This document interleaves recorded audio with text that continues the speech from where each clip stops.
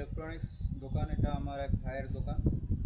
তো এখানে ইলেকট্রনিক্স পাশাপাশি আবার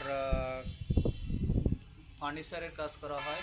তো দেখুন এই সাইডে এখানে ফার্নিচারের কাজ করা হয়, আবার এই সাইডে এখানে সাউন্ড বক্সের কাজ করা হয় এবং সমস্ত বক্স বিক্রি করা হয় এখানে।